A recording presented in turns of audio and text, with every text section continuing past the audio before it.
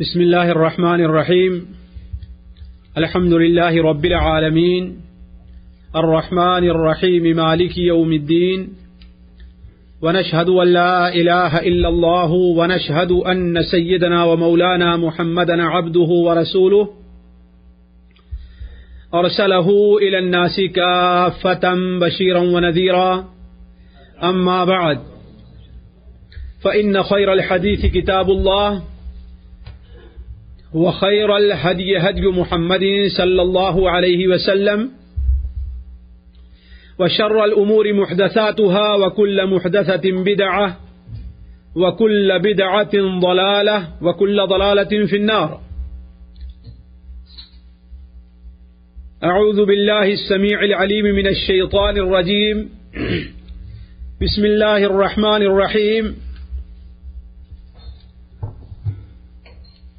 إن الذين قالوا ربنا الله ثم استقاموا تتنزل عليهم الملائكة ألا تخافوا ولا تحزنوا وأبشروا بالجنة التي كنتم توعدون نحن أولياؤكم في الحياة الدنيا وفي الآخرة ولكم فيها ما تشتهي أنفسكم ولكم فيها ما تدعون نزلا من غفور رحيم. سبحانك لا علم لنا إلا ما علمتنا إنك أنت العليم الحكيم. رب اشرح لي صدري ويسر لي أمري واحلل عقدة من لساني يفقه قولي واحلل عقدة من لساني يفقه قولي. عزیز ساتھیوں اور دینی بھائیوں، رمضان المبارک اپنی تمام خیر و برکات کے ساتھ آیا اور دیکھتے ہی دیکھتے پھر رخصت ہو رہا ہے. اگر دل میں ایمان ہے تو یقیناً یہ مہینہ اس لائق ہے کہ مسلمان اس کے رخصت ہونے پر غمگین اور پریشان ہو، اور اگر دل میں ایمان نہیں،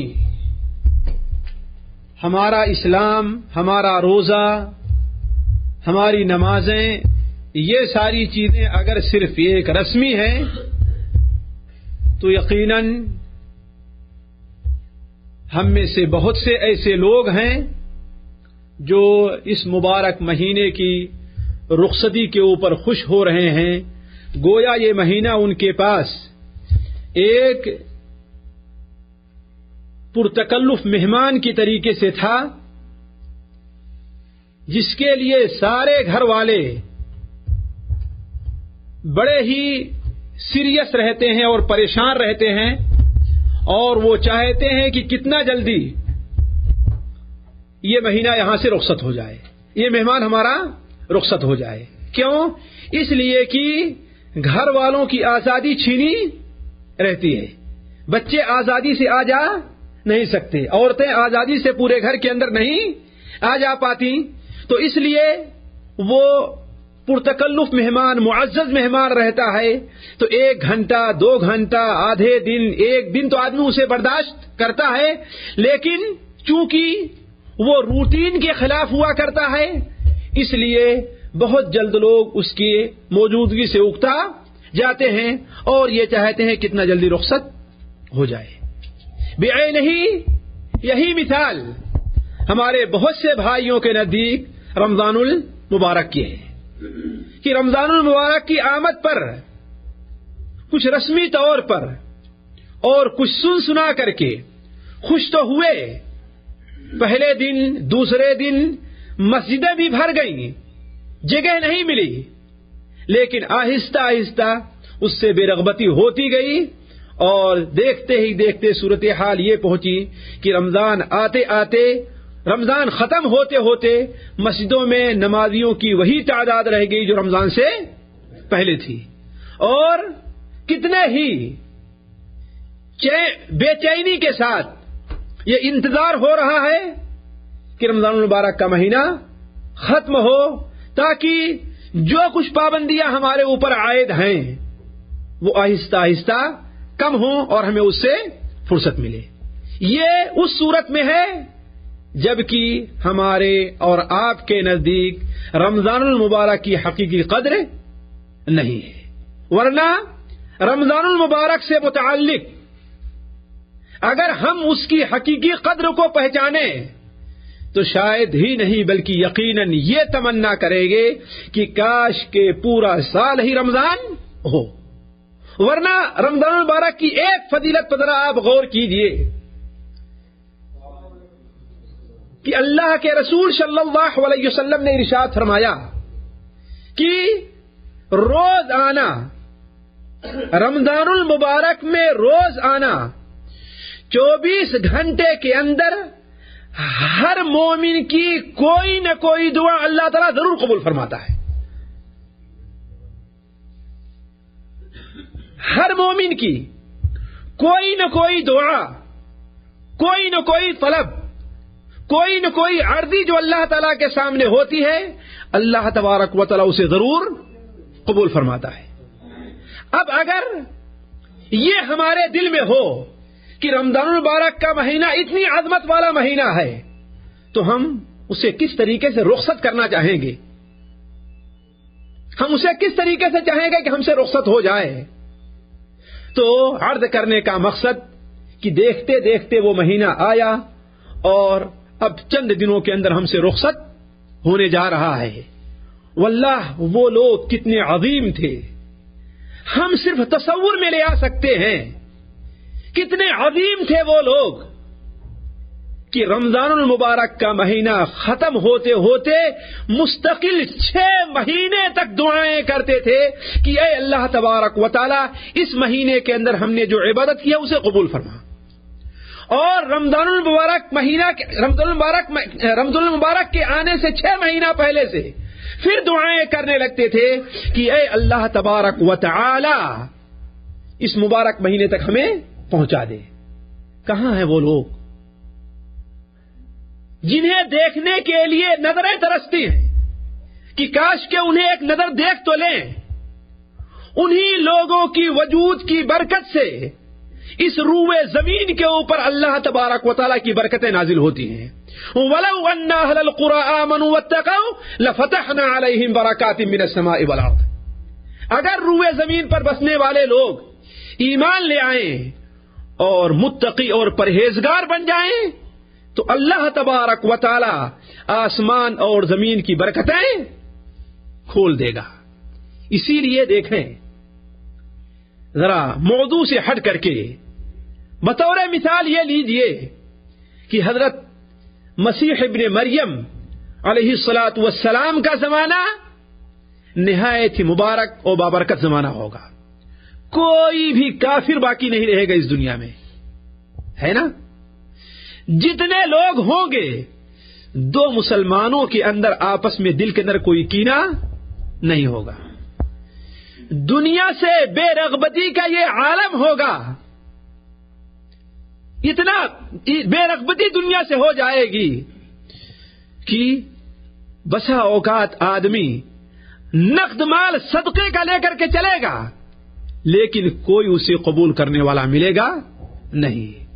کیوں؟ اس لیے کہ اس وقت لوگ صرف اور صرف اللہ کی طرف متوجہ ہوں گے. تو اس وقت دنیا کی برکت کا عالم کیا ہوگا؟ اللہ کے رسول صلی اللہ علیہ وسلم کا فرمان ہے کہ اگر کوئی آدمی چکنے پتھر کے اوپر ایک دانہ ڈال دے رہا ہے تو وہ دانہ بھی پھلائے گا اور اگ جائے گا. اور ایک بکری کا دودھ ایک خاندان کے لیے کافی ہو جائے گا. کیوں؟ اس لیے کہ اس روئے زمین پر اللہ تعالیٰ کی نافرمانی نہیں ہوتی. بعض آثار میں آتا ہے، حدیثیں ہیں اور ضعیف ہیں، کہ روزانہ سمندر جب اس روئے زمین کے اوپر فساد بڑھ جاتا ہے تو اللہ تبارک و تعالیٰ سے اجازت چاہتا ہے کہ اللہ تعالیٰ اجازت دے اور روئے زمین کو غرق کر کے رکھ دے. لیکن اللہ تبارک و تعالیٰ اپنی مہربانی سے بندوں کو مہلت دیتا ہے کہ توبہ کر لیں. تو عرض کرنے کا مقصد کہ وہ دل کہاں ہے آج جو رمضان کی رخصتی پر غمگین ہو، جو رمضان کی رخصتی پر 6 مہینے تک مستقل اللہ تبارک و تعالیٰ سے دعا کرتے رہے کہ اللہ تعالیٰ ہمارا روزہ قبول فرمائے، اللہ تعالیٰ ہماری تراویح قبول کرے، اللہ تعالیٰ ہماری دعائیں قبول کرے۔ تو عرض کرنے کا مقصد یہ کہ رمضان المبارک کے گزرنے میں اب بہت ہی معمولی گھڑیاں باقی رہ گئی ہیں، لے دے کر کے آج کے بعد سے صرف 3 یا 4 دن کا معاملہ ہے، بس اس سے زیادہ نہیں ہے، یا 3 دن یا 4 دن۔ اس لیے جو بھائی اس سلسلے میں کوتاہ رہے ہیں انہیں اور سب سے پہلے ہم اپنے آپ کو نصیحت کرتے ہیں کہ وَتِلْكَ الْأَيَّامُ نُدَاوِلُهَا بَيْنَ النَّاسِ، اللہ تبارک و تعالی ارشاد فرماتا ہے کہ یہ دن، یہ زمانہ، یہ اوقات لوگوں کے اندر ہم عدلتے بدلتے رہتے ہیں، پتہ نہیں آئندہ رمضان ہمیں مل پاتا ہے کہ نہیں ملتا۔ آپ لوگ غور کریں تو ایسے کتنے لوگ آپ کے گاؤں میں، آپ کے محلے میں، آپ کے رشتہ داروں میں ایسے نظر آئیں گے کہ پچھلے سال رمضان میں انہوں نے روزہ بھی رکھا تھا، تراویح بھی پڑھی تھی، آپ کے ساتھ عید میں شریک بھی ہوئے تھے، لیکن آج ان کا شمار مردوں میں ہے۔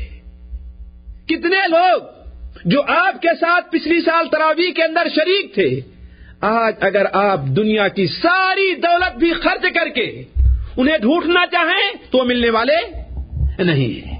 کیا ہم میں کا کوئی بھی شخص یہاں موجود جو ہے وہ یہ ضمانت دے سکتا ہے کہ وہ آئندہ رمضان کو بھی زندہ رہے گا، اسے آئندہ رمضان مل پائے گا؟ قطعاً نہیں۔ تو آخر یہ سستی کیوں ہو؟ اللہ کے رسول صلی اللہ علیہ وسلم نے متوجہ کرتے ہوئے فرمایا اور متنبہ کیا، جیسا کہ مسلم شریف کے اندر روایت ہے حضرت ابو ہریرہ رضی اللہ تعالیٰ عنہ کی، کہ اے لوگو بادروا بالاعمال 6، بادروا بالاعمال 6 قسم کی صورتحال پیدا ہونے سے پہلے پہلے جو کچھ عمل کرنا ہے عمل کر لو، قبل اس کے کہ ان 6 صورتحال میں سے کوئی ایک صورت تمہارے ساتھ پیش آ جائے، اور جب وہ صورتحال پیش آ جائے گی تو وحیل بینہم وبین ما یشتہون کما فعل باشیاعہم، وہ اگر اپنی زبان سے سبحان اللہ بھی ادا کرنا چاہیں گے وہ بھی ان سے قبول نہیں کیا جائے گا۔ آج اگر آپ ایک بار سبحان اللہ وبحمدہ پڑھتے ہیں تو اللہ تبارک و تعالی جنت میں آپ کے لیے ایک درخت گاڑ دے رہا ہے، موقع ہے یہ کہہ لینے کا، ایک بار سبحان اللہ وبحمدہ کہہ لیں تو آپ کے لیے جنت میں ایک درخت گڑ جا رہا ہے۔ قبل اس کے کہ وہ وقت آ جائے، اگر آپ کروڑوں بار کریں کہ سبحان اللہ وبحمدہ کہیں گے تو آپ کے لیے جنت میں ایک درخت کیا ایک ٹہنی بھی میسر نہیں آئے گی۔ تو بادروا بالاعمال 6 قسم کی صورتحال پیدا ہونے سے پہلے پہلے جلدی سے عمل کر لو جو کچھ عمل کرنا ہے۔ پہلی چیز کیا ہے؟ مغرب سے سورج کا طلوع ہونا، آپ لوگوں نے سنا ہوگا۔ دوسری چیز کیا ہے؟ دجال کا خروج۔ تیسری چیز کیا ہے؟ عام دھواں، دخان، جو پوری دنیا کو اپنی لپیٹ میں لے لے گا، تفصیل نہیں میں جانا نہیں جا سکتا۔ اور چوتھی چیز ہے دابۃ الارض کا خروج، ایک ایسا جانور ظاہر ہوگا جو لوگوں سے باتیں کرے گا اور لوگوں کے پیشانی پر نشان لگائے گا کہ یہ مومن ہے یا یہ کافر ہے، اور یہ اس دن ہوگا جس دن سورج مغرب سے طلوع ہو جائے گا اور توبہ کا دروازہ بند ہو جائے گا۔ تو 4 چیزیں یہ ہوئی۔ آپ لوگوں میں سے کتنے لوگ سمجھے ہوں گے کہ چلو ابھی یہ موقع تو دور کا ہے، یہ موقع تو دور کا ہے، لیکن دور موقع نہیں ہے. کل آت قریب، ہر آنے والی چیز بہت ہی قریب ہے. واللہ آپ میں سے جتنے لوگ یہاں پر موجود ہیں ان سے یہ سوال ہے کہ اس وقت امت مسلمہ کی جو صورتحال ہے اس سے 2 سال پہلے ان کے تصور میں یہ تھا؟ نہیں تصور میں رہا ہو، لیکن دیکھتے دیکھتے کیا صورتحال پیدا ہو گئی. تو یہ نہیں سوچنا چاہیے کہ ہم اس سے بہت دور ہیں. 5ویں چیز اللہ کے رسول صلی اللہ علیہ وسلم نے متنبہ کرتے ہوئے ہمیں اور آپ کو فرمایا کیا؟ وَخُوَيْسَةُ أَحَدِكُمْ، وہ چیز جو ہر آدمی کے ساتھ خاص ہے. ہر آدمی کے ساتھ خاص چیز کیا ہے؟ بیماری بھی ہو سکتی ہے، مشغولیت بھی ہو سکتی ہے. آج آپ کو موقع ہے کہ آپ جالیات میں آ کر کے کچھ سیکھ لیتے ہیں. اللہ نہ کرے کہ ایسی مشغولیت آپ کو ہو جائے کہ آپ آنے کی خواہش کریں اور آپ آ نہ پائیں. آپ آنے کی خواہش کریں اور آپ آ نہ پائیں. اسی لیے اللہ کے رسول صلی اللہ علیہ وسلم نے مستدرک حاکم کی اس روایت میں کہا ہے اغتنم خمسا قبل خمس، 5 چیزوں سے پہلے غنیمت سمجھو. اس میں ایک چیز کیا ہے؟ وفراغک قبل شغلک، اپنی فرصت کے دن کو مشغول ہونے سے پہلے کو غنیمت سمجھ لو کہ جو کچھ کرنا ہے تم کر لو. تو آپ نے کیا فرمایا؟ وَخُوَيْسَةُ أَحَدِكُمْ، ہر آدمی کے ساتھ جو چیز خاص ہے. تو یہ مشغولیت بھی ہو سکتی ہے، یہ بیماری بھی ہو سکتی ہے. ایک ایسے شخص کے بارے میں مجھ سے ذاتی طور پر لوگوں نے بتلایا کہ وہ نماز وغیرہ کے اندر بڑا کوتاہ تھا. اللہ کی مصلحت، اللہ کی تقدیر یہ کہ ایکسیڈنٹ ہوا اور اس کے دونوں پاؤں ٹوٹ گئے. اللہ تعالی ہم میں سے ہر شخص کو اس سے محفوظ رکھے.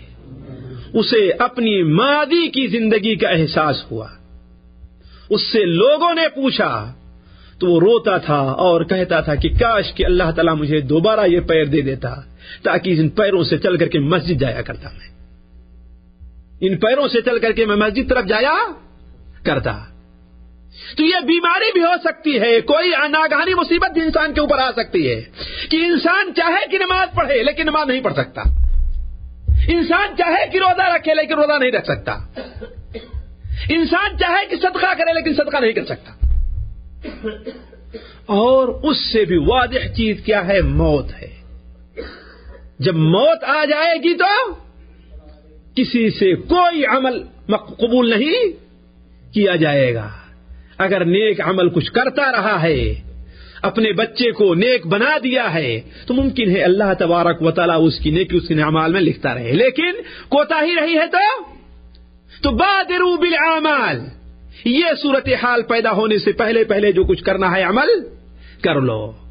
میں بار بار لوگوں سے کہتا ہوں، امام ابن الجوزی رحمہ اللہ کی مجھے بات بڑی پسند آئی ہے کہ اپنی نئی عمر کے اندر لوگ یہ سوچتے ہیں کہ چلو ابھی تو عمل کرنے کے لیے بڑا وقت باقی ہے کہ نہیں ہے؟ ماں باپ بھی سمجھتے ہیں چلو بیٹا ابھی نماز میں کوتا ہے، کوئی بات نہیں، تو بہت دن باقی ہے، ابھی تو کھیلنے کے ہیں، کودنے کے ہیں، اڑنے کے ہیں، رنگیلیاں منانے کے ہیں، چلو بعد میں اپنا عمل کر لے گا، ہے کہ نہیں؟ لیکن کیا باپ نے ملک الموت سے کوئی دستخط لے لی ہے کہ ہاں اس جوانی میں اس کے پاس نانا بوڑھا ہو جائے گا تبھی آنا اس کے پاس؟ کوئی ایسا ایگریمنٹ ہوتا ہے؟ نہیں ہوتا ہے. امام ابن الجوزی نے بڑی بہترین بات کہی ہے کہ عمومی طور پر لوگ جو ہوتے ہیں بڑھاپے کی عمر کو پہنچنے سے پہلے مر جایا کرتے ہیں. کہا کیوں؟ کہا کسی بھی گاؤں میں دیکھ لو، کسی بھی شہر میں دیکھ لو، کسی بھی خاندان میں دیکھ لو، کسی بھی محلے میں دیکھ لو، تمہیں جوان لوگ زیادہ نظر آئیں گے اور بوڑھے کم ہوں گے، ہے کہ نہیں؟ جوان زیادہ ہوں گے اور بوڑھے کم ہوں گے. اس کا مطلب کیا ہے؟ کہ لوگ بڑھاپے کو پہنچنے سے پہلے اس دنیا سے رخصت ہو چکے ہیں. تو یہ نہیں سوچنا چاہیے کہ ابھی تو جوانی ہے، ابھی تو رنگیلیاں منانے کا وقت ہے، چلو بعد میں جب بال کے اندر سفیدی آنی شروع ہو جائے گی تو نماز کے پابند بن جائیں گے. آپ کو کیا معلوم کس کا موقع ملے گا کہ نہیں ملے گا. تو وہ خویصۃ احدکم وامر العامہ، وہ چیز جو عام لوگوں کے ساتھ ہے، عام فتنہ بھی ہو سکتا ہے، عام بلا بھی ہو سکتی ہے، عام مصیبت بھی ہو سکتی ہے، اور قیامت کا معاملہ بھی ہو سکتا ہے. تو عرض کرنے کا مقصد کہ جو کچھ دن رمضان کے باقی رہ گئے ہیں اس کو غنیمت سمجھتے ہوئے ہم اور آپ اپنی آخرت کے لیے توشہ جمع کر لیں. ممکن ہے آج کی رات ہی لیلۃ القدر کی رات ہو، آج 27ویں رات ہے. ممکن ہے، بہت ممکن ہے کہ اللہ تبارک و تعالیٰ کی رحمتیں نازل ہوں. تو کوشش کریں، دعائیں کریں، اور اس بھری مجلس کے اندر بھی دعا کریں کہ اللہ تبارک و تعالیٰ ہمیں اور آپ کو اس سے محروم نہ رکھے. اس لیے کہ نبی صلی اللہ علیہ وسلم کا فرمان ہے کہ جو لیلۃ القدر کے فضل سے محروم رہ گیا، اس سے بڑا محروم انسان کوئی دوسرا نہیں ہے. تو جو 3 راتیں باقی رہ گئی ہیں، اس کو غنیمت سمجھتے ہوئے اللہ تعالیٰ سے اپنے گناہوں کی معافی چاہ لیں، اللہ تعالیٰ سے تقوی کا سوال کریں، اللہ تبارک و تعالیٰ سے یہ سوال کریں کہ اللہ تعالیٰ رمضان المبارک کا مہینہ ان سے قبول فرمائے، اور رمضان المبارک کا مہینہ ان کے لیے وہ مبارک مہینہ ثابت ہو جس سے متعلق اللہ کے رسول صلی اللہ علیہ وسلم نے ارشاد فرمایا کہ ایک رمضان دوسرے رمضان تک کے گناہوں کا کفارہ ہے، بشرطے کہ انسان کبیرہ گناہوں سے بچتا رہے. تو اللہ تعالیٰ اس رمضان مبارک کے مہینے کو ہمارے اور آپ کے تمام گناہوں کا کفارہ قرار دے. اب میں آگے بڑھتا ہوں اس تمہید کے بعد کہ ہم اور آپ یہ دیکھیں کہ اس مبارک مہینے سے ہم نے کیا استفادہ کیا. یہ چند باتیں ہیں، باتیں بڑی لمبی ہیں اس سلسلے میں، لیکن مختصر طور پر چند باتوں کی طرف آپ لوگوں کی رہنمائی کروں گا کہ اس پر غور کریں اور یہ سوچیں کہ کیا فعلاً ہمیں یہ فائدہ حاصل ہوا کہ نہیں ہوا. دیکھیے، اللہ کے رسول صلی اللہ علیہ وسلم نے ترغیب و ترہیب میں ہے، حضرت ابو ہریرہ اور حضرت ابو درداء یا ابو ذر ہیں، ان دونوں میں سے کسی کو وصیت فرمائی کہ شہر الصبر اور ہر مہینے میں 3 دن کا روزہ رکھو. شہر الصبر کیا ہے؟ وہ صبر والا مہینہ کون سا مہینہ ہے؟ رمضان المبارک کا مہینہ ہے. تو یہ رمضان المبارک کا مہینہ صبر کا مہینہ ہے، اور صبر کی شریعت کے اندر بڑی اہمیت ہے جو ایک مستقل موضوع چاہتا ہے. صبر قرآن مجید میں 80 بار سے زائد وارد ہوا ہے. کہیں صبر کی فضیلت بیان کی گئی ہے، کہیں صبر کرنے والے کو اللہ تعالیٰ نے کہا ہے کہ بے حساب انہیں اجر دیا جائے گا، کہیں صبر کرنے والوں کے بارے میں یہ فرمایا کہ اللہ تعالیٰ صبر کرنے والوں کو محبت کرتا ہے، اور کہیں صبر کرنے والوں سے متعلق یہ فرمایا وَبَشِّرِ الصَّابِرِينَ الَّذِينَ إِذَا أَصَابَتْهُمْ مُصِيبَةٌ قَالُوا إِنَّا لِلَّهِ وَإِنَّا إِلَيْهِ رَاجِعُونَ أُولَئِكَ عَلَى هُدًى مِّن رَّبِّهِمْ وَأُولَئِكَ عَلَيْهِمْ صَلَوَاتٌ مِّن رَّبِّهِمْ وَرَحْمَةٌ وَأُولَئِكَ هُمُ الْمُهْتَدُونَ. اس آیت کے اندر صبر کرنے والوں کو 3 نعمتوں سے نوازا ہے اللہ تبارک و تعالیٰ نے. اللہ تعالیٰ کی رحمتیں ہیں ان کے اوپر، اللہ تعالیٰ کی برکتیں ہیں، اور یہی لوگ ہدایت کے راستے پر گامزن ہیں. لیکن ان تمام فضائل سے ہٹ کر کے میں آپ کے سامنے ایک بڑی اہم بات رکھنا چاہتا ہوں جس سے عمومی طور پر لوگ غفلت برتتے ہیں. کہ دیکھیے، صبر کے بارے میں آپ نے سنا ہوگا کہ صبر کوئی معمولی چیز نہیں ہے. صبر عمومی طور پر لوگ کس کو کہتے ہیں؟ کسی کے بچے کا انتقال ہو گیا اور اس کے اوپر روئے نہیں اور صبر کر لیا، یہی صبر ہے. کسی کے اوپر کوئی مصیبت آ گئی، اس پر پریشان نہیں ہوا، صبر کر لیا، اور یہی صبر ہے. عمومی طور پر لوگ سمجھتے ہیں کہ اصل صبر یہی ہے، حالانکہ یہ صبر کی سب سے ہلکی قسم ہے، بڑی فضیلت والی قسم ہے، لیکن صبر کی سب سے ہلکی صورت ہے. اس لیے کہ یہ صبر ایسا ہے جو مومن بھی کرتا ہے، کافر بھی کرتا ہے، سارے لوگ کرتے ہیں۔ اس کی دلیل یہ ہے، غزوہ بدر کے موقع پر مکہ کا لشکر جب پیٹ کھا کر کے اور مار کھا کر کے میدان بدر سے بھاگا ہے اور مکہ مکرمہ پہنچا ہے تو مکے والوں نے اعلان کر دیا تھا کہ کوئی نوحہ اور ماتم نہ کرے، کوئی نوحہ اور ماتم نہ کرے، یعنی صبر سے کام لے، کوئی روئے نہیں۔ تو یہ صبر تو ایسا ہے جو ہر آدمی کرتا ہے، مومن بھی کرتا ہے، کافر بھی کرتا ہے۔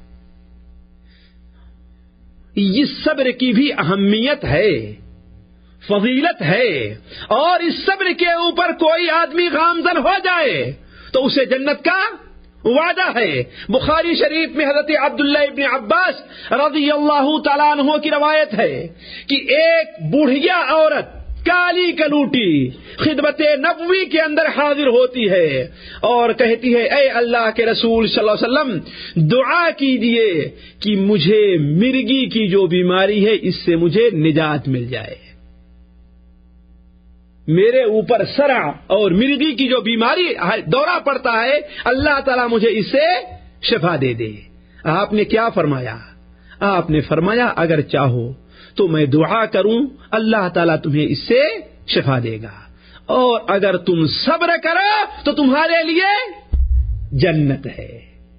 اس پاک بیوی نے کیا کہا کہ اے اللہ کے رسول میں صبر تو کروں گی، جنت کو خطرے میں میں نہیں ڈال سکتی، بیمار رہنا، بار بار دورے کا پڑنا گوارا ہے، لیکن جنت کو خطرے میں ڈالنا گوارا نہیں ہے۔ البتہ آپ اللہ تبارک و تعالیٰ سے یہ دعا کیجئے کہ جب مجھے دورہ پڑتا ہے تو میں بے پردہ ہو جاتی ہوں، میرے ستر کھل جاتے ہیں۔ آپ اللہ تعالیٰ سے دعا کیجئے کہ یہ صورتحال نہ ہونے پائے، میں بے پردہ نہ ہونے پاؤں۔ اللہ کے رسول صلی اللہ علیہ وسلم نے دعا کی اور ان کے اوپر مرگی کا دورہ پڑتا رہا، لیکن دوبارہ وہ بستر نہیں ہوا کرتی تھی۔ تو یہ صبر بڑی اہم چیز ہے، حتیٰ کہ اگر مومن اپنی اولاد کے اوپر صبر کر لے اور انا للہ و انا الیہ راجعون پڑھتا ہے اور اللہ تعالیٰ کے صبر شکر ادا کرتا ہے تو اللہ تعالیٰ اس کے بدلے اس کے لیے جنت میں ایک گھر بنا دیتا ہے، جس کا نام کیا رکھا جاتا ہے؟ جس کا نام کیا رکھا جاتا ہے اس گھر کا؟ بتائیں کوئی بات صاحب؟ بیت الحمد رکھا جاتا ہے۔ اس کا نام کیا ہے؟ بیت الحمد۔ اللہ کے رسول صلی اللہ علیہ وسلم نے ارشاد فرمایا کہ جب مومن بندے کی اولاد کا یا اس کے کسی عزیزی اور قریبی اور خالص دوست کا انتقال ہوتا ہے، اسی لیے علماء کہتے ہیں کہ اس حدیث سے پتہ چلتا ہے کہ صرف عزیز کا ہونا اولاد کا ہونا ضروری نہیں ہے، آپ کا کوئی ایسا دوست ہو جس سے آپ کے بڑے گہرے تعلقات ہیں، جس سے جدائی آپ کو گوارا نہیں ہے، اس کا انتقال ہو جائے، آپ اس کے اوپر روئے نہیں، اللہ تعالیٰ کی تقدیر کے اوپر راضی ہو جائیں، کہیں اے اللہ تبارک و تعالی لک ما اخذت وَلَكَ مَا آتَيْتِ، جو کچھ آپ نے دیا وہ بھی آپ کا ہے اور جو کچھ لے لیا وہ بھی آپ کا تھا۔ اور اللہ تعالیٰ کی تعریف بیان کرے تو اللہ تعالیٰ فرماتا ہے اپنے فرشتوں سے کہ بھلا بتاؤ میرے بندے کے دل کے ٹکڑے کی جان کو تم نے قبض کر لیا، میرے بندے کے عزیز کو تم نے چھین لیا؟ فرشتے کہتے ہیں ہاں۔ اللہ تعالیٰ فرماتا ہے، سوال کرتا فرشتوں سے کہ میرے بندے نے کیا کہا، کیا کہا میرے بندے نے؟ تو فرشتے کہتے ہیں کہ اے اللہ تعالیٰ اس نے انا للہ و انا الیہ راجعون پڑھا اور صبر و شکر سے کام لیا۔ اللہ تعالیٰ فرماتا ہے کہ ٹھیک ہے، اس کے بدلے میرے بندے کو جنت میں ایک گھر بنا دو جس کا نام بیت الحمد رکھ دو۔ تو بڑی اہم چیز ہے یہ، اس کے اوپر صبر کرنا بڑی اہم ہے، لیکن ہاں کچھ صبر ایسے بھی ہیں جو اس سے بھی بڑے اہم ہیں۔ اسی لیے علماء عقیدہ کہتے ہیں کہ صبر کی 3 قسمیں ہیں۔ جو آدمی پہلی 2 قسموں پر صبر نہ کر سکا، تیسری قسم پر لاکھ صبر کرے کوئی اسے فائدہ نہیں۔ صبر کی 3 قسمیں ہیں۔ پہلی قسم ہے کہ اللہ تعالیٰ نے جن باتوں کا حکم دیا ہے اس پر عمل کر کے صبر سے کام لے. مثال کے طور پر روزہ رکھنے کا حکم دیا ہے نا, روزہ بغیر صبر کے کوئی آدمی رکھ پائے گا؟ نماز پڑھنے کا حکم دیا ہے کہ نہیں دیا ہے؟ بغیر صبر کے کوئی آدمی نماز پڑھ پائے گا؟ خاص طور پر آج 2-4-6 دن کے بعد جو صورتحال پیدا ہونے والی ہے سخت سردی کی, بھلا بتائیے فجر کے لیے اٹھنا کتنا مشکل ہے. اور اگر خدا نہ خواستہ مسجد چند قدم کے فاصلے پر ہے تو مسجد جانا کتنا بڑا معاملہ ہے. بغیر صبر کے چلے گا, یہ تکلیف برداشت کرے گا, صبر کرے گا اور وہاں پر پہنچے گا. یہ صبر کی سب سے اعلیٰ قسم ہے کہ انسان اللہ تعالیٰ کے بتائے حکم دیے ہوئے اعمال کے اوپر عمل کرے اور اس کے اوپر صبر سے کام لے. وَأَمُرْ أَهْلَكَ بِالصَّلَاةِ وَاسْتَبِرْ عَلَيْهَا, اپنی اہل و عیال کو نماز کا حکم دیں اور خود بھی اس پر آپ صبر سے کام لے, جمے رہیں. اللہ کے رسول صلی اللہ علیہ وسلم سب سے عظیم انسان ہیں, دنیا کے لحاظ سے بھی اور دین کے لحاظ سے بھی. مسلموں کی نظر میں بھی اور کافروں کے نظر میں بھی سب سے عظیم کون ہے؟ اللہ کے رسول صلی اللہ علیہ وسلم ہے.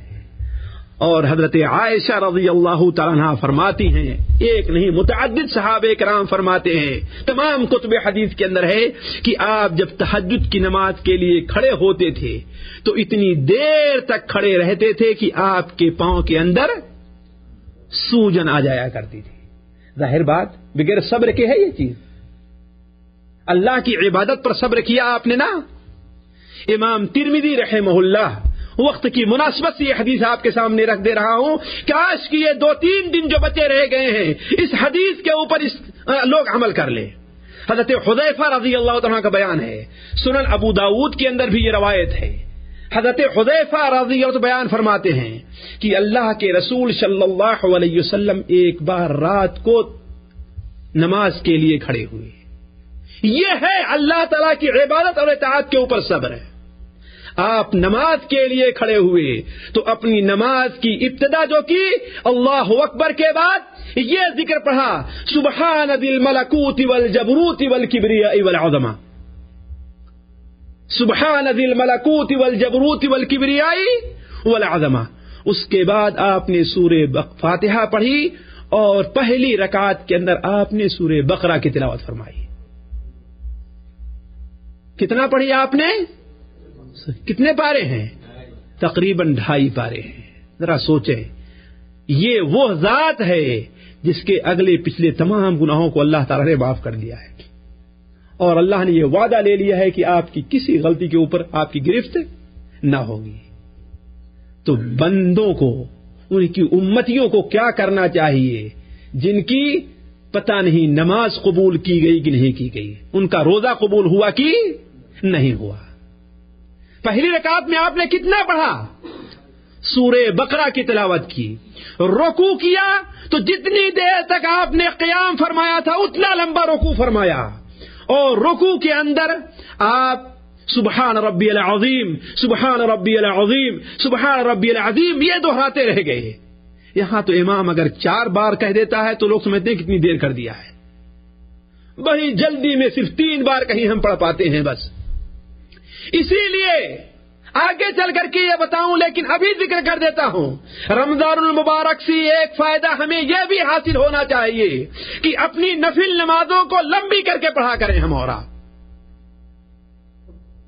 کم سے کم ہر مومن 24 گھنٹے کے اندر 2 رکعت تو ایسی بنا لے جو نہایت ہی اخلاص کے ساتھ, دل لگا کر کے, خلوص سے, لمبے رکوع اور لمبے سجدے کے ساتھ 2 رکعت نماز تو پڑھ لیا کرے. خاص طور پر وہ لوگ جو قرآن پڑھنا جانتے ہیں, قرآن یاد ہے, وہ تو اس کے زیادہ حقدار ہیں, وہ تو اس کے زیادہ حقدار ہیں. لیکن جو قرآن نہیں پڑھنا جانتا وہ دیکھ کر کے تو قرآن یاد نہیں ہے تو کم سے کم دیکھ کر کے تو وہ پڑھے. تو آپ نے رکوع کتنا لمبا کیا؟ جتنا لمبا آپ نے قیام فرمایا تھا. اس کے بعد اٹھے اور رکوع کے بعد بھی اتنی دیر تک کھڑے رہے جتنی دیر تک آپ نے رکوع کیا تھا، اور صرف ایک ذکر پڑھتے رہے، لربی الحمد لربی الحمد لربی الحمد لربی الحمد لربی الحمد، یہی آپ دہرائے جا رہے ہیں بار بار. یعنی ہمارے رب کی ہر قسم کی تعریف ہے، ہمارا رب ہر قسم کی تعریف کا حقدار ہے، ہمارا رب ہر قسم کی تعریف کا حقدار ہے. اس کے بعد آپ نے سجدہ کیا، اور سجدہ بھی اتنا ہی لمبا کیا جتنا لمبا آپ نے قیام فرمایا تھا، اور جب سجدے سے اٹھے تو اتنا ہی لمبا آپ نے جلسہ فرمایا جتنا لمبا آپ نے سجدہ کیا تھا. اور دونوں سجدے کے بیچ میں آپ کیا پڑھتے رہے؟ رب اغفر لی رب اغفر لی رب اغفر لی، صرف یہی لفظ دہراتے رہے، اے اللہ تو مجھے بخش دے، اے اللہ تو مجھے معاف کر، اے اللہ تو مجھے بخش دے، صرف یہی ذکر کرتے رہے. اس طریقے سے آپ نے سورہ بقرہ، سورہ آل عمران، سورہ نساء اور سورہ المائدہ 4 رکعات پڑھی، اور ہر رکعت کے اندر ایک ایک سورت آپ نے مستقل پڑھی. آخر یہ عبادت کے اوپر صبر ہے کہ نہیں صبر ہے؟ تو صبر کی یہ وہ اعلیٰ قسم ہے جو اگر نہ پائی گئی بندے کے اندر تو اس کے دوسرے صبر اللہ تعالیٰ قبول نہیں فرماتا ہے. اور دوسرا صبر، اللہ نے جن چیزوں کو حرام قرار دیا ہے ان چیزوں سے رک کر کے صبر سے کام لینا. ظاہر بات ہے، ایک کمرے میں رہتے ہیں، فلم چل رہی ہے، جی تو کہتا ہے دیکھنے کا نا، ہے کہ نہیں ہے؟ کون بدبخت ہے مرد ہوگا کہ اس کی خواہش نہیں کہے گی اسے دیکھنے کے لیے، ہے نا؟ لیکن دیکھا کیوں نہیں جاتا؟ کیوں نہیں دیکھتے؟ اس لیے کہ رب ہمارا اس سے ناراض ہوگا، اس لیے صبر کرتے ہیں اور ہم دیکھتے نہیں ہیں. اور یہ صبر کی دوسری قسم ہے، دوسرا درجہ ہے صبر کا. جو آدمی اس صبر سے بھی کام نہیں لیتا ہے، صبر کی تیسری قسم اس کے کسی کام نہیں آئے گی. اور حضرت یوسف علیہ السلام کا یہی کمال تھا، کسی صبر کے اوپر کام لیا تھا، اسی صبر سے کام لیا تھا. اس لیے کمرے میں کوئی نہیں ہے، دروازہ بند ہے، جوانی ہے، اور ملکہ بلا رہی ہے. کیا کہتی ہے تلک، جلدی کرو جلدی کرو، کیا دیکھ رہے ہو اب؟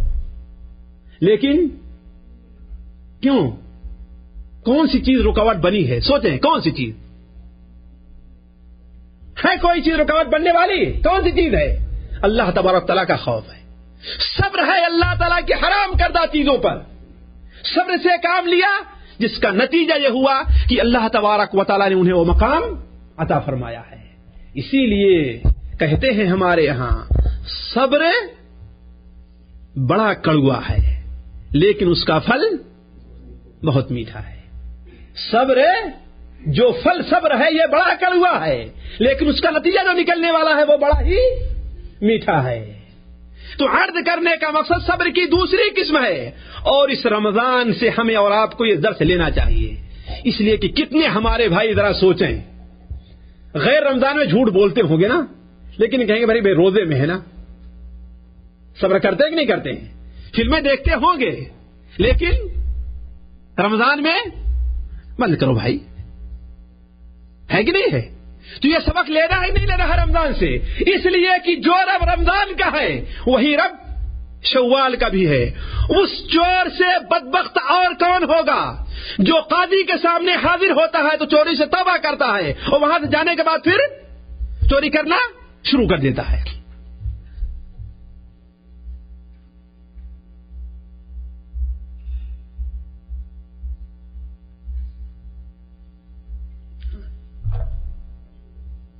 آ رہی بات سمجھے نا؟ تو صبر کی یہ دوسری قسم ہے کہ انسان اللہ نے جن چیزوں کو حرام قرار دیا ہے اس پر صبر کرے. اور رمضان سے ہمیں اور آپ کو یہ سبق لینا چاہیے. اگر یہ سبق ہم نے نہیں لیا تو اس کا مطلب یہ ہے کہ رمضان ہمارے کسی کام کا نہیں رہا ہے. رمضان گزر جانے کے بعد پہلی ہی رات کو ہم نے کتنے لوگوں کو دیکھا ہے، پہلی ہی رات کو طے کیے رہتے ہیں، بہترین سے بہترین فلمیں لا کر کے دیکھتے ہیں اس کو، ہے کہ نہیں؟ تو اس نے رمضان سے کوئی فائدہ حاصل کیا؟ کوئی فائدہ نہیں حاصل کیا. تو صبر کی دوسری قسم ہے کہ انسان اللہ تعالی کی حرام کردہ چیزوں پر صبر کرے. جن چیزوں سے اللہ نے منع کر دیا ہے نہیں دیکھنا ہے, اسے رک جانا ہے. جھوٹ سے رک جانا ہے, چوری سے رک جانا ہے, غیبت سے رک جانا ہے, نماز کے چھوڑنے سے رک جانا ہے, ہر کام کرنے سے, گناہ کام کرنے سے رک جانا ہے. تو یہ صبر کا دوسرا مقام ہے. اس کے بعد تیسرا مقام صبر کا آتا ہے جسے ہم اور آپ عمومی طور پر صبر کہتے ہیں, ہے کہ نہیں ہے؟ اور جب تک پہلے دونوں درجے صبر کے نہیں پائے جائیں گے تب ایمان ہی نہیں رہے گا, ہے کہ نہیں ہے؟ جو آدمی چوری کرتا ہو, جو آدمی جھوٹ بولتا ہو, جو آدمی شراب پیتا ہو, جو آدمی سود کھاتا ہو, جو آدمی زنا کرتا ہو, وہ چاہے 1000 مردوں کے اوپر صبر کر لے جائے, اللہ تعالیٰ کو اس کی کیا پرواہ ہے کہ نہیں ہے؟ تو آخری صبر یہ بڑا عظیم ہے, بڑے ثواب کا ہے, ہمارے لیے بڑا مفید ہے, لیکن شرط یہ ہے کہ پہلے دونوں صبر پائے جائیں. اللہ تعالیٰ کی اطاعت کے اوپر صبر کیا جائے اور اللہ نے جن چیزوں سے روکا ہے اس کے اوپر صبر سے کام لیا جائے. آگے چلتے ہیں. اسی طریقے سے 1 مہینے تک مستقل لوگوں نے روزہ رکھا, ہے کہ نہیں؟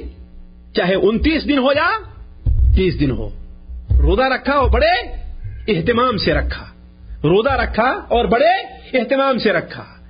یہیں سے ہمیں یہ درس لے کر کے اس مہینے سے پار ہونا چاہیے کہ جو آدمی مستقل 1 مہینے کا روزہ رکھ سکتا ہے وہ مہینے میں 2-3 روزے اور بھی آسانی سے رکھ سکتا ہے کہ نہیں رکھ سکتا؟ رکھ سکتا ہے نا. صرف رمضان ہی روزے کے لیے نہیں, یہ تو رکن ہے, یہ تو رکھنا ہی ہے. چاہتے ہوئے نہ چاہتے ہوئے بھی ہر حال میں رکھنا ہے. لیکن کمال تو یہ ہے کہ انسان جس طریقے سے رمضان المبارک میں روزہ رکھا ہے ایسے ہی غیر رمضان میں بھی رب کو راضی کرنے کے لیے روزہ رکھے, اور آپ صلی اللہ علیہ وسلم کی اس حدیث کو ہمیشہ سامنے رکھے جو حضرت ابو سعید خدری سے مروی اور بخاری شریف وغیرہ میں ہے کہ جو انسان اللہ کی رضا کے لیے 1 دن کا بھی روزہ رکھ لیتا ہے, اللہ کی رضا کے لیے 1 دن کا روزہ بھی رکھ لیتا ہے, تو اللہ تعالیٰ اس کے بیچ اور جہنم کے بیچ کتنی دوری کر دیتا ہے؟ 70,000 سال جتنی دوری انسان چل کے جا سکتا ہے. تو اس ثواب کو, اس اجر کو سامنے رکھے اور یہ عہد کر کے اٹھے یہاں سے کہ کم مہینے کے اندر 3 روزے تو ضرور رکھ لیا کریں گے. مہینے میں مشکل نہیں ہے, محنت کام انسان کا, لیکن جمعہ کو چھٹی تو ہوتی ہے, جمعہ کو روزہ رکھ لے. یہ کوشش کرے انسان کہ ہر مہینے میں 3 دن کا روزہ رکھے گا تو اس کا فائدہ کیا ہوگا؟ اللہ تعالیٰ اسے سال بھر روزہ رکھنے کا ثواب دے گا, پورے مہینہ روزہ رکھنے کا ثواب دے گا, اس لیے کہ 3 اور 1 نیکی 10 دن کے برابر ہوتی ہے. آپ صلی اللہ علیہ وسلم اپنے صحابہ کرام کی تربیت اسی پر کیا کرتے تھے. حضرت ابو ہریرہ رضی اللہ تعالیٰ عنہ, حضرت ابو ذر رضی اللہ تعالیٰ عنہ کو آپ نے خصوصی طور پر وصیت کی. حضرت ابو ہریرہ بیان فرماتے ہیں کہ اللہ کے رسول صلی اللہ علیہ وسلم نے ہمیں 3 بات کی وصیت کی ہے اور ان 3 باتوں کو مرتے دم تک میں نہیں چھوڑوں گا.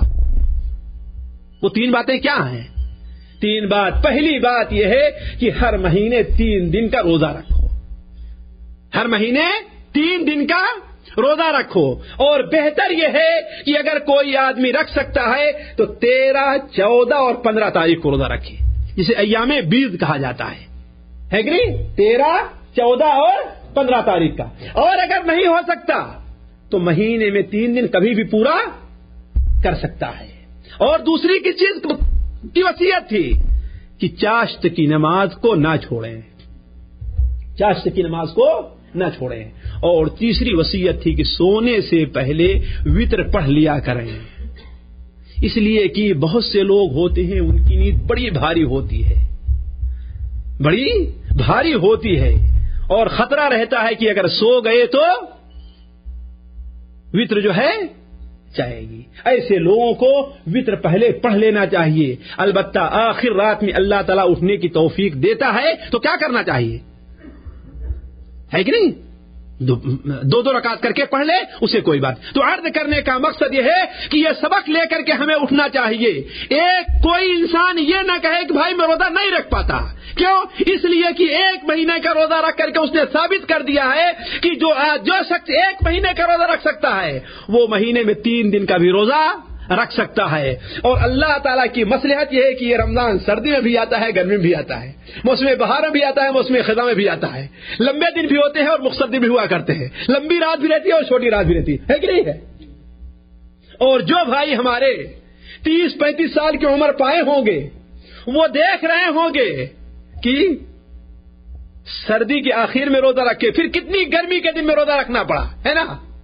واللہ میں دلی میں تھا، بعد لوگ میرے سامنے آئے اور کہتے ہیں کہ مولانا دعا کیجیے، معاملہ برداشت سے باہر ہے.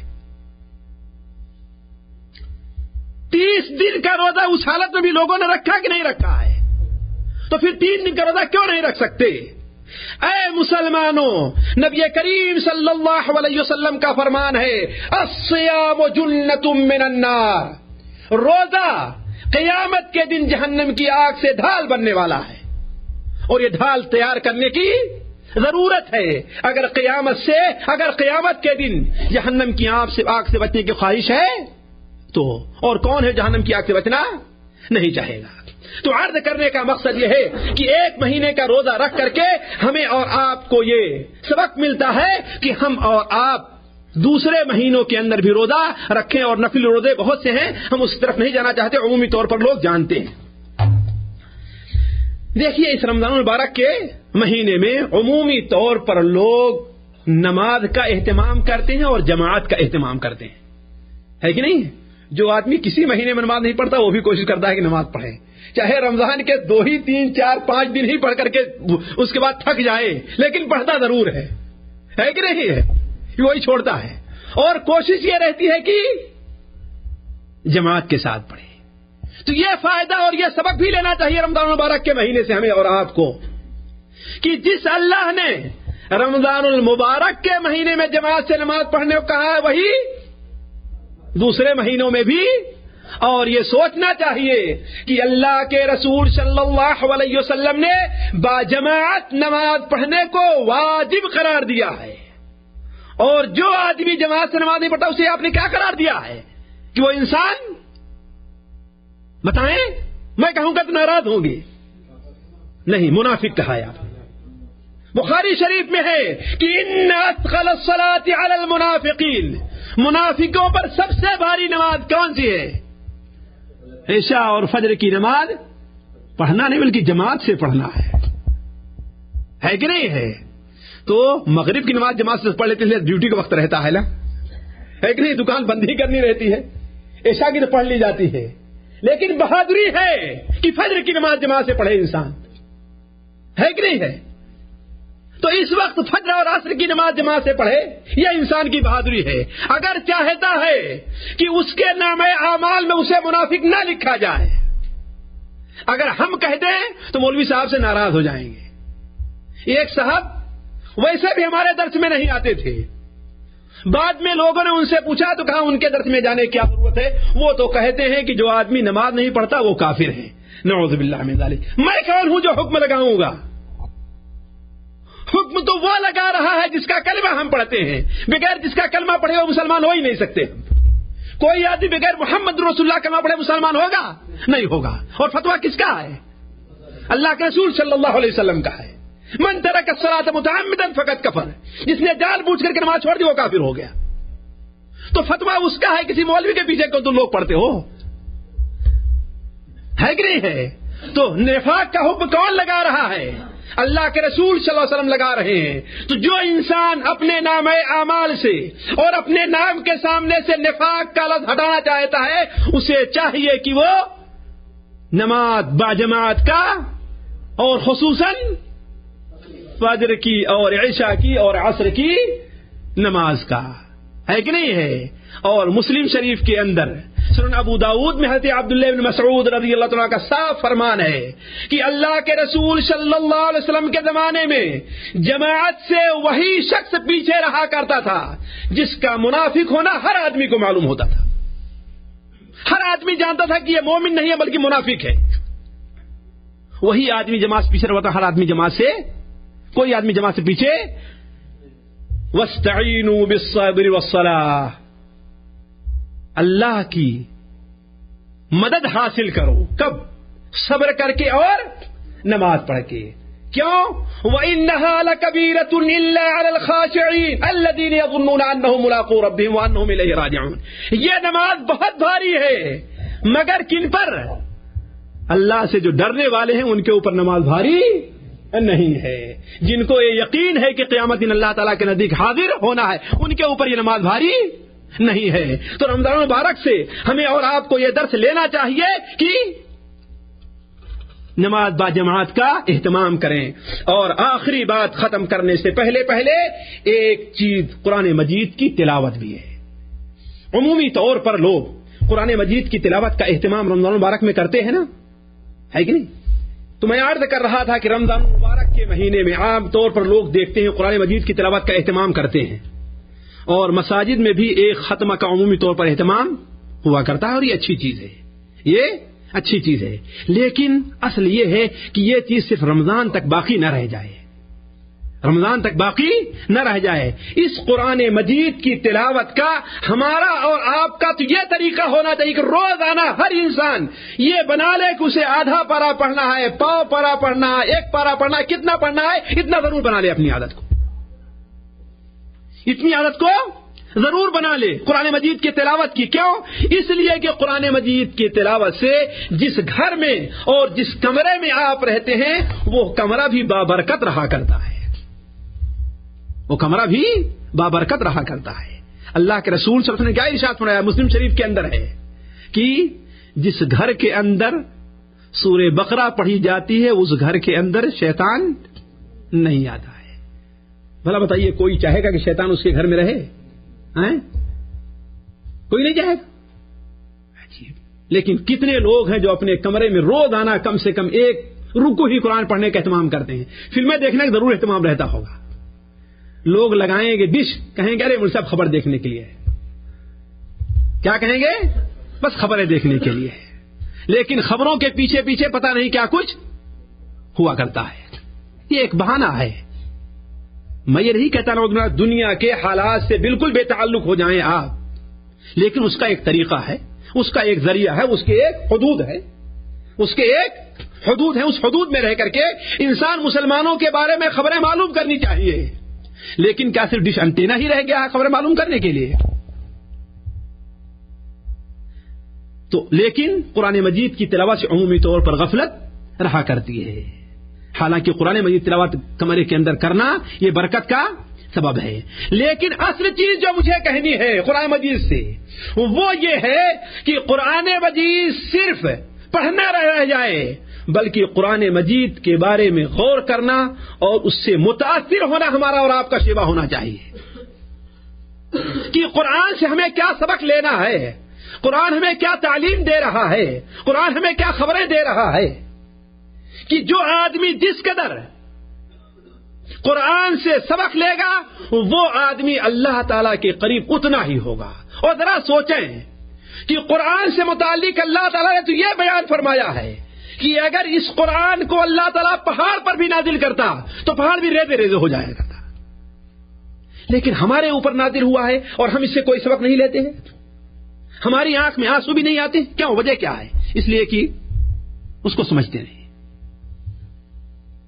حضرت ابو موسیٰ, حضرت ابو سعید خدری رضی اللہ عنہ کا مسند احمد کے اندر روایت ہے, وہ بیان فرماتے ہیں کہ ایک دن ہم نے خواب دیکھا. یہ میں کہہ رہا ہوں قرآن کا اثر دیکھیے کہ غیر جاندار جس کے اندر جان نہیں بے جان چیزوں پر ہوتا ہے تو ایک مسلمان کو قرآن سے تو ضرور اثر لینا چاہیے. حضرت ابو سعید خدری بیان فرماتے ہیں رضی اللہ تعالیٰ عنہ کہ خواب میں ہم نے دیکھا کہ قرآن مجید میں لکھ رہا ہوں اپنے ہاتھ سے, سورہ صاد لکھ رہا ہوں, اور صاد میں جب سجدے پر پہنچا تو قلم بھی دوات بھی اور جو وہاں درخت سے سارے کے سارے سجدے کے اندر گر گئے,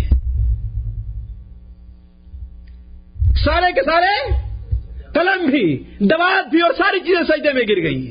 کہتے ہیں آ کر کے ہم نے اللہ کے رسول صلی اللہ علیہ وسلم سے ذکر کیا تو آپ نے فرمایا تم نے سجدہ نہیں کیا، تم تو زیادہ حقدار ہو کہ سجدہ کرو اسے۔ تو عرض کرنے کا مقصد کیا ہے مسلمانوں، اے امت محمد، آپ زیادہ حقدار ہیں کہ آپ قرآن سے تاثر لیں اور قرآن سے اثر قبول کریں۔ اور یہ بات غور کر لیں کہ قرآن میں اگر آپ اثر قبول کرتے ہیں تو قرآن کے اندر کچھ ایسے اصول اللہ تعالیٰ نے بیان فرمائے ہیں کہ ان کے اندر کوئی تبدیلی نہیں ہو سکتی۔ مثال کے طور پر اللہ کیا فرماتا ہے، ان تنصروا اللہ ینصرکم ویثبت اقدامکم۔ یہ فیصلہ ہے اللہ تبارک و تعالیٰ کا۔ اللہ کا فیصلہ کیا ہے، ان تنصروا اللہ ینصرکم، اگر تم نے اللہ کی مدد کی تو اللہ تمہاری مدد کرے گا۔ آج مسلمانوں کے اوپر سے اللہ کی مدد جو ہٹی ہوئی ہے، اس کا مطلب یہ ہے کہ مسلمان اللہ کے دین کی، اللہ کے بندوں کی مدد کرنا چھوڑ دیا ہوا ہے۔ اللہ تعالیٰ قرآن مجید میں ارشاد فرماتا ہے، یمحق اللہ الربا ویربی الصدقات، اللہ تعالیٰ سود کو تباہ اور برباد کرتا ہے اور صدقات جو ہوتے ہیں ان کو بڑھاتا ہے۔ یہ فیصلہ ہے اللہ تبارک و تعالیٰ کا۔ تو کوئی بھی ملک اگر چاہتا ہے کہ اس کا اقتصاد آگے بڑھے، کوئی بھی شخص چاہتا ہے کہ اس کے اقتصاد میں برکت ہو، تو اسے سودی کاروبار چھوڑنا ہوگا، ورنہ اللہ تعالیٰ کا فیصلہ اس قرآن مجید میں ہے کیا، یمحق اللہ الربا ویربی الصدقات، اللہ تعالیٰ سود کو تباہ اور برباد کرتا ہے اور صدقات کو آگے بڑھاتا ہے۔ پہلے ہی پارے کے اندر شاید چوتھا رکوع ہے، اللہ تعالیٰ ارشاد فرماتا ہے، اوفوا بعہدی اوف بعہدکم، اے لوگو ہم سے تم نے جو عہد کیا وہ عہد پورا کرو، ہم تمہارا عہد پورا کرتے ہیں۔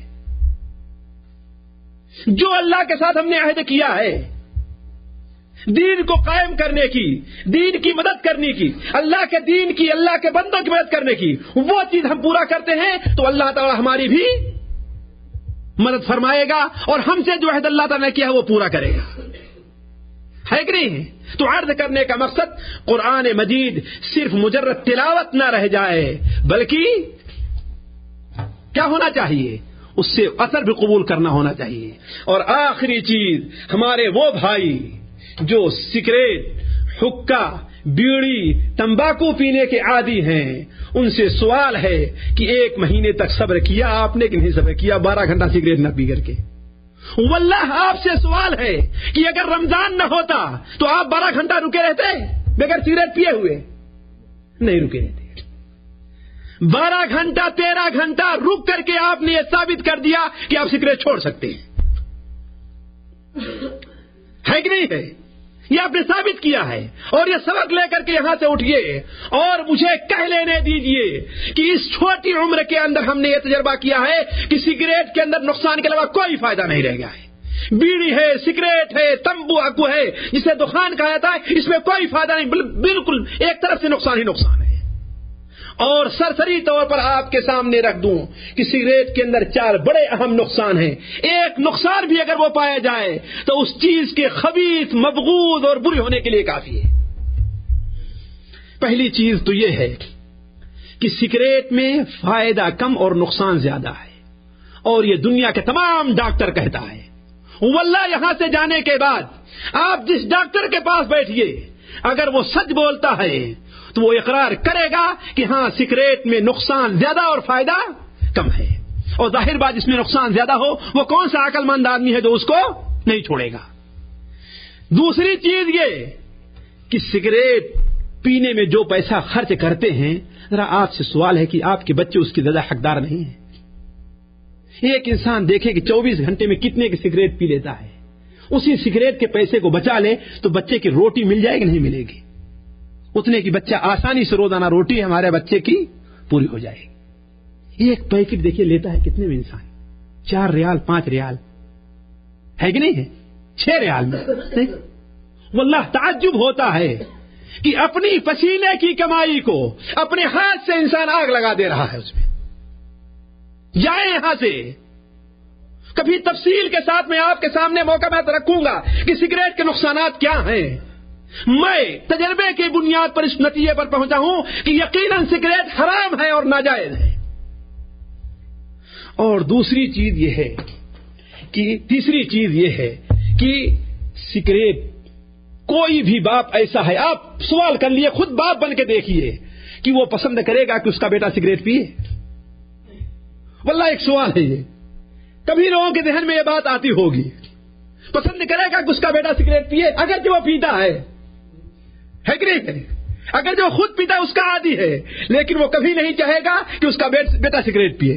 اس کا مطلب یہ ہے کہ وہ خود بھی دل سے نہیں چاہتا ہے کہ سگریٹ, پھر بھی بہادری کیوں نہیں دکھلاتا کہ چھوڑ دے سگریٹ کو؟ وہ کیوں بزدل بنا ہوا ہے؟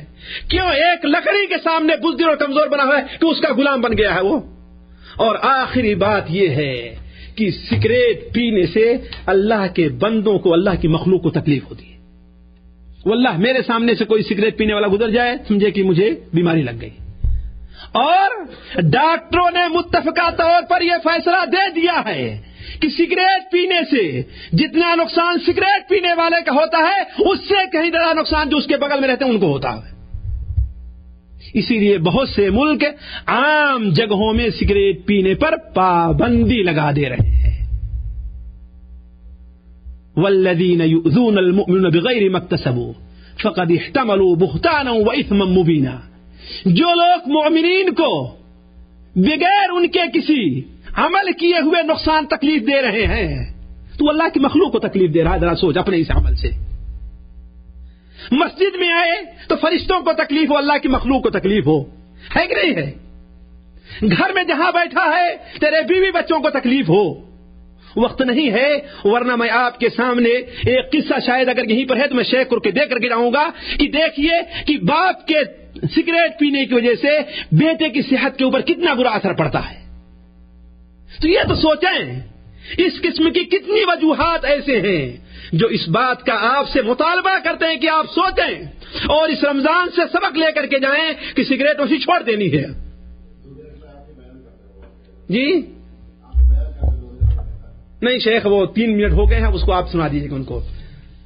اللہ تبارک و تعالیٰ سے دعا ہے کہ اللہ تبارک و تعالیٰ ہمارا اور آپ کا یہاں پر اکٹھا ہونا قبول کرے. یہاں جمع ہونے کی برکت سے اللہ تعالیٰ ہمارے اور آپ کے گناہوں کو معاف کرے.